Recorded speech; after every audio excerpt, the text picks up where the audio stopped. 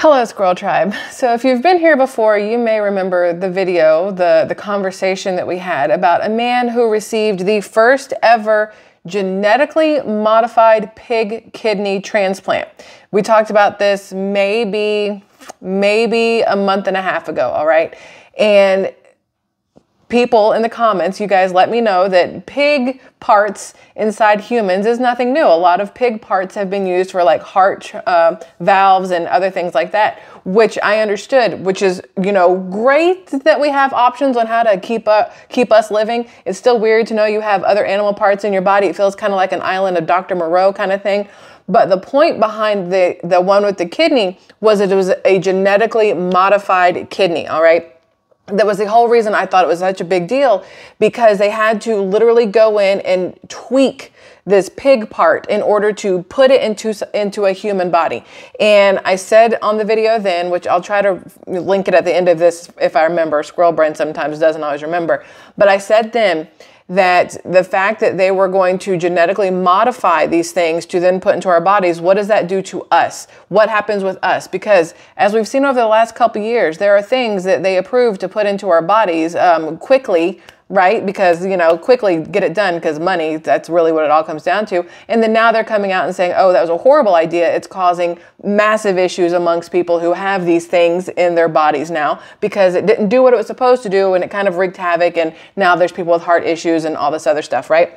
And that was my whole entire issue with the genetically modified pig kidney. The fact that they were going to do this and then put it in this human, not knowing what was going to happen because of these genetic modifications they made on this pig. Well, first person to receive a genetically modified pig kidney transplant dies nearly 2 months later. I said it was going to happen. I called it then. I did not want it to be the case. Obviously, you never want a death of anybody. Doesn't matter if they're awful humans or not. Generally speaking, you don't wish death upon people because that doesn't make you a very good person at the end of the day, right? At least you won't feel that way. There's been times where obviously you think the thoughts, but it doesn't mean you want it to actually happen, right? But this one, I called it and I did not want to, but I said, there's no way this is going to work. This genetically modified pig kidney is going to have issues. It's an unknown foreign substance going into this person's body and it's going to do bad things. It happens to a lot of people. There are people out there who may have a metal rod put into their body because they need it for a hip replacement or things that have happened. And in 99% of people, perfectly fine. But that 1% can have severe issues with it, right? Same thing with a kidney transplant from another person, or in this case, a pig. Same thing with breast implants. There's some people it's perfectly fine. Other people have this breast implant illness that everybody talks about. There are certain things where you don't know how your specific body is going to react to these things. And when this gentleman got this genetically modified pig kidney transplant earlier this year, I said, this is not gonna end well. And sure enough, Richard Slayman, that was the guy's name, Rick for short, he was the first living person to receive a genetically modified pig kidney transplant.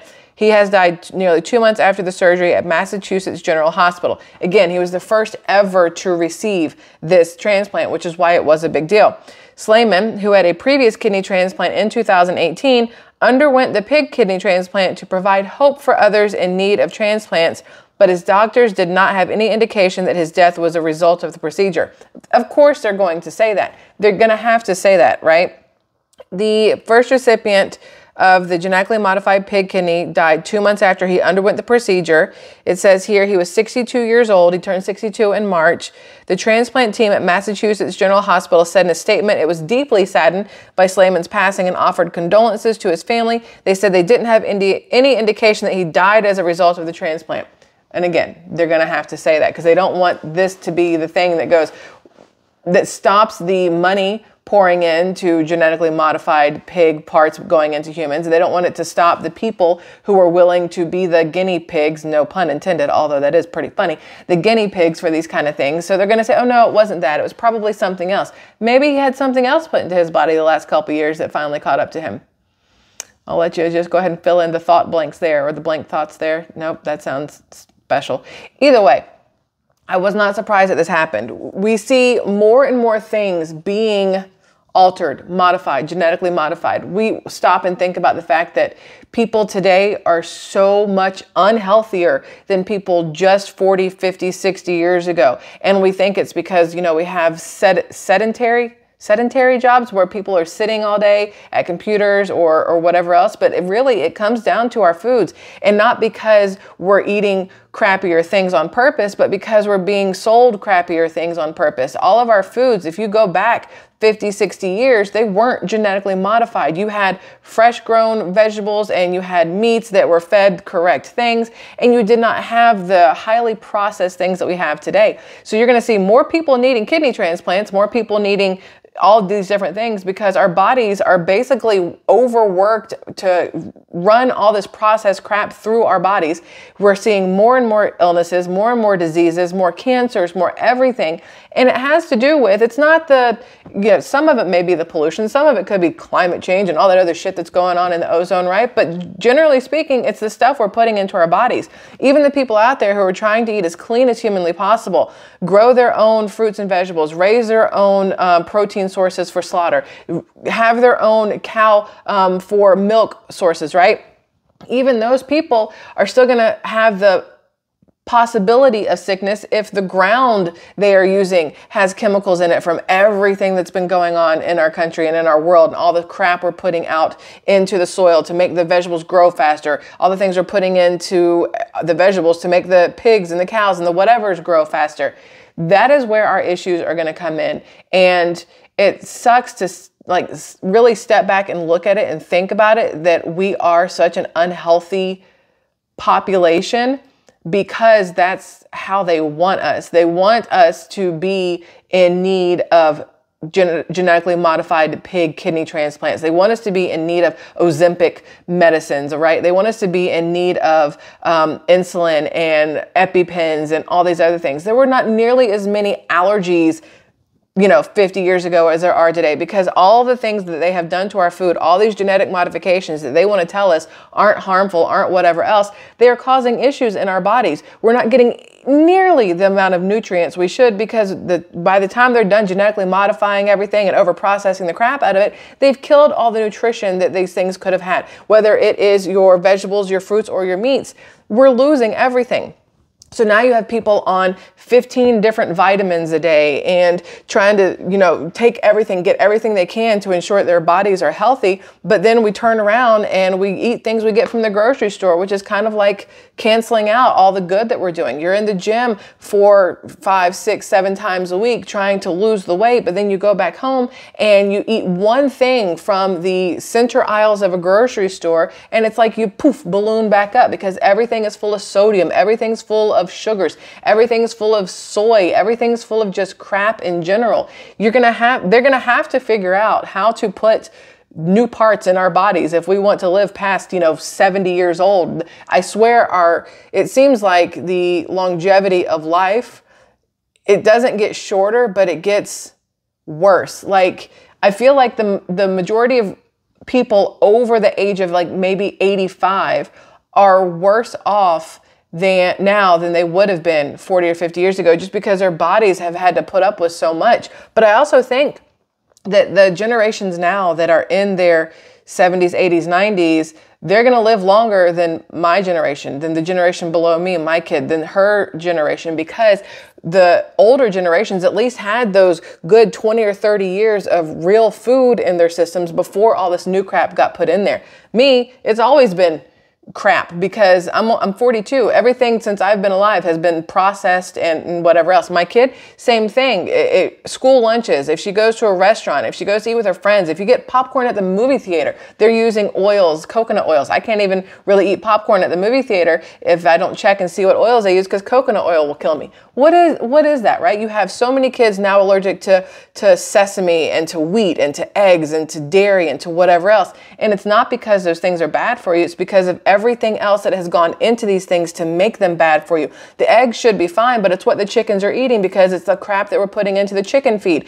The milk should be fine, but it's what they're feeding the cows and all the hormones and stuff they're giving the cows, which then gets into the milk, which makes the milk bad for you. It's absolute, utter chaos and idiocracy at the end of the day.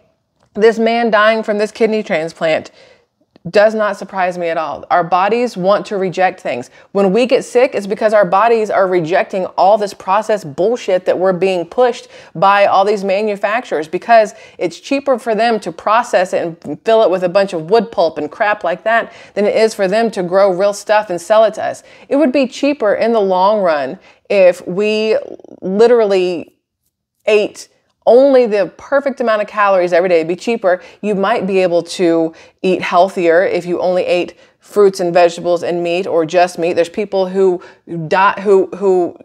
what's the word? Live by the keto diet. There's people who swear by carnivore. There's people who swear by being a vegan, and it's going to be different for everybody. I don't think there's a correct way to eat for the masses. I do think it has to do with your own personal body. For me, if I eat too much steak or anything cow related, my joints hurt. It's absolutely ridiculous. Unless I go grass-fed, grass-finished. And I've been trying to explain to people that you have to figure out what your body is okay with. So I do Transparent Labs. They are a supplement site, if you will, and I use their protein. They're grass-fed, grass-finished beef for their protein powders. And I have no issues. However, if I go to another protein powder that's just a whey protein, my joints hurt. I use their grass-fed collagen in my tea every morning, and I have absolutely no issue. I order from Butcher Box, and people have asked me, you know, how can you afford it? It's like $160 a month. That's $5 a day to feed 3 people meat at every single meal per month. That's way cheaper than if I were to go to Whole Foods, even, you know, Publix or Walmart even, because I'm not going to find organic pasture-raised chicken. I'm not going to find grass-fed, grass-finished beef at most of these places. And if I do, it's going to cost a freaking arm and a leg, which is why I love Butcher Box. And again, I'm not sponsored. There is a link in the description. If you guys are interested in looking at it, you use it, you save $50 off. Just FYI. I mention it because I think it's absolutely amazing, because I can eat all of the beef products they have on there and have absolutely no issues, none whatsoever for my body. And that makes me happy. Same thing with the chicken, the organic pasture raised. I'm not getting that stringy, disgusting stuff that we're seeing at chicken pieces you're getting through Tyson and everybody else through like Walmart and Aldi especially, and even at, you know, Kroger and places like that. So I think the way people eat is determined by how their bodies react to it. But I can guarantee that all of our bodies react the samely to all of this overly processed bullcrap that we are being force-fed from these companies, because they refuse to do things a healthy way, because there's no money in us being healthy. And we already know that. So for this guy who died after getting this first ever genetically modified pig kidney transplant, you know they're going to keep trying. They're going to keep trying to perfect the ability to take these animals and pull them apart and put their parts into us to keep us going. And again, Island of Dr. Moreau all day long. But I don't like it personally. Now, if it came down to I was going to die if I did not do it, I might probably do it, especially at this age. Ask me when I'm 80. When I'm 80, I'll probably be like, listen, I'm good, bro. But for now, right now, I would probably say yes, because I don't want to leave my daughter, right? But it's still not something I am on board with. I feel like there's other ways to ensure we don't need pig kidney or genetically modified pig kidney transplants. And it all comes down to eating healthier. And if the corporations would make things healthier, we wouldn't need all this other stuff. We wouldn't need the medications. We wouldn't need genetically modified pigs to take over parts of our body, right? That's that. Side note, did y'all hear that Red Lobsters are shutting down? Like a ton of them are shutting down all across the United States. I had an inkling it was going to happen when you could go to Sam's Club or any grocery store and buy the little kit to make the Cheddar Bay biscuits at home. That was their downfall. That's the only reason why people went to Red Lobster to begin with, was to get the Cheddar Bay biscuits, the never ending. And then they were like getting really skimpy with them. They're like, there's 3 of you, here's 3 biscuits, where it used to be 3 people go in, they're like, here's 12. And you're like, yes, can I get some to go? And there was no issues. But Red Lobster, they hurt themselves when they did their endless shrimp a couple months ago. I don't remember when they did it. They said endless shrimp, not taking into consideration the fact that it takes a lot of shrimp to fill you up, number one. Number two, people look for those kind of things. When COVID hit and all the buffets closed down, like Golden Corral, and I think Ryan's closed down forever ago. I used to love Ryan's when I was little. I would go to Ryan's in South Carolina with my Nana all the time. I loved that place. I should have been a 600-pound child. I don't know how I wasn't, because I like food. Y'all know I like food. But when all those places closed down, anytime a restaurant was doing a, you know, all you can eat, Olive Garden would do the buy one entree, get one for take home for like $5.99. Then they also did a bottomless pasta thing at Olive Garden. They stopped doing that as far as I know. They realized that that was a money loss for them and it was going to cause issues. When Red Lobster did not understand that and they did their endless shrimp, it killed them. They lost so much money on it because so many people took advantage of it. I would have not eaten all day long just to go to Red Lobster, which is not my favorite, but just so y'all know, just to get endless shrimp because I like shrimp and shrimp is expensive, generally speaking, when you go to most places. So if you could go there and pay, I don't even know what it was, 20 bucks and get endless shrimp, oh yeah, please. You take a whole family, a whole restaurant full of those people, and then every Red Lobster has everybody in there for the endless shrimp. You're going to have to file Chapter 11 bankruptcy after that. You can't sustain endless shrimp. It's not even feasible. And so now you have Red Lobster closing down numerous locations. I think they said 48 different locations are being closed now with more to come because they can't sustain it. People aren't able to pay that kind of money most of the time for a regular meal at Red Lobster. People are pissed because the portions have gotten smaller. You don't get the same biscuits. And you now have the ability to make most of that stuff at home and not have to go out for bad service, having to tip and smaller portions and possibility of it not even tasting good, right? You're going to see more and more restaurants, in my opinion, that are filing Chapter 11 bankruptcy or that are closing locations because it's getting to be too much all around for a lot of people. But anyway, that was it. I wanted you guys to know about this person who, I don't know if this is supposed to be the pig kidney like that they put in that man, because that's not the guy, obviously. But that guy did not make it, unfortunately. I feel for his family and hopefully it didn't happen in a painful way or whatever. That's that.